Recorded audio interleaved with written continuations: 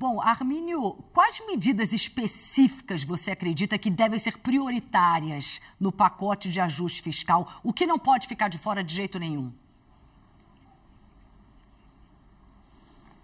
Olha, eu tenho uma visão que é um pouquinho mais de médio prazo e que tem assim uma lógica simples.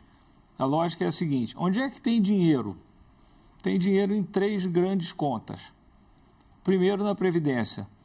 Alguma coisa estão cogitando, daria para fazer muito mais, embora esse seja um tema sempre difícil. Eu quero crer que a população toparia trabalhar mais 1 ou 2 anos para ter um SUS mais capitalizado, oferecendo melhores serviços. Por exemplo, eu acho que a população adoraria, talvez indiretamente, com uma reforma pesada da Previdência, ver uma taxa de juros que hoje está em 13% a nominal, a taxa real que o governo paga está em quase 7%. Já esteve em 4% ou menos, quando o teto de gastos funcionava. Então, a conta da Previdência tem que ser encarada. Isso é chato, está todo mundo cansado, mas não tem jeito. O que mais? A outra, que é enorme, e ela afeta, inclusive, sobretudo, talvez, estados e municípios, é a folha de pagamentos. Aí eu acho que nós estamos olhando para uma reforma administrativa muito caprichada, porque ela vai muito além do que se poderia economizar em 10 anos, acho que não seria um processo muito rápido, porque ela teria impacto também na qualidade da gestão pública no Brasil, mas teria um impacto fiscal bem importante. Essas 2 contas, Previdência e Folha, cobrem quase 80% do gasto primário, o gasto sem contar juros.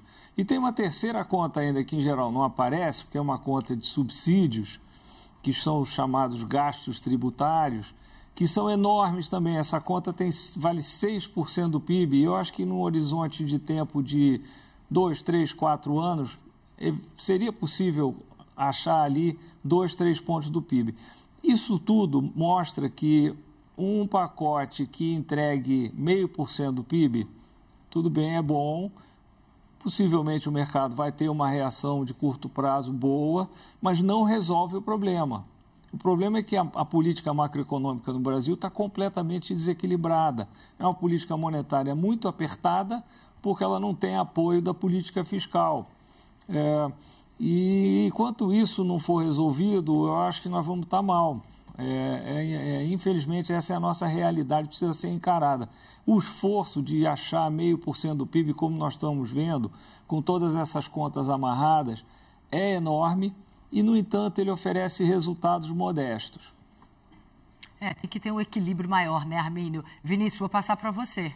Armínio, boa noite de novo. Você falou em 0,5 ponto do PIB, você falou em mais ou menos 55 bilhões de reais. Mas eu estou vendo que você está estimulando as pessoas a pensarem em uma coisa um pouco maior para mais longo prazo. Agora, no curto prazo, para apagar incêndio, 55 bilhões com contenção do aumento do salário mínimo ao limite do arcabouço fiscal e mais alguma desvinculação de saúde e educação, é suficiente? Você acha que cola? Eu acho que ganha tempo, Vinícius, mas eu acho que não resolve. A gente precisa ter alguma coisa impactante para esse país poder correr solto, para ter um juro normal, para não ter tanta incerteza. E se não mexer nas contas grandes, vai ser assim um jeitinho. E, ok, é melhor do que nada, ganha-se tempo, mas não vai resolver. Alberto, Vinícius quer continuar, por favor? Eu queria perguntar, pelo menos, se dá para pagar, como a gente vai dar para pagar incêndio, por exemplo. A gente está com uma pressão de uma economia começando a superaquecer. A gente tem dólar a 5,75. Se pelo menos esse pacote 55, curto prazo, dá um jeitinho, pelo menos a gente consegue trazer o dólar um pouco mais para baixo e evitar um pouco das pressões inflacionárias que estão ficando difíceis de segurar? Acho que na margem, sim, mas eu não creio que isso seja algo satisfatório. Nós temos a chance de fazer muito mais e muito melhor.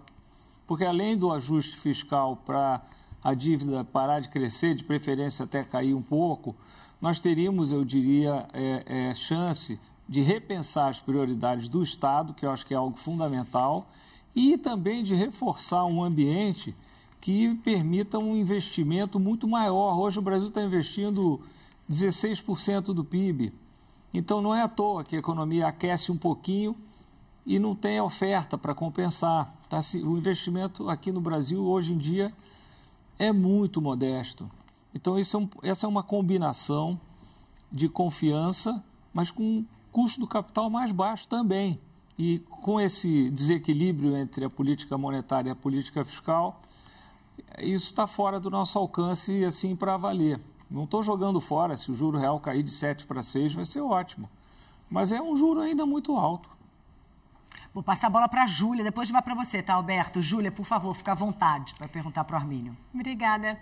A minha dúvida, o senhor mencionou, né, a necessidade de mexer nos subsídios, até numa nova reforma da Previdência, mas a gente vê, isso até no caso dos subsídios, é uma demanda do ministro Haddad, ele tem batido muito nessa tecla, ao mesmo tempo que a gente vê muita resistência, muita dificuldade no Congresso.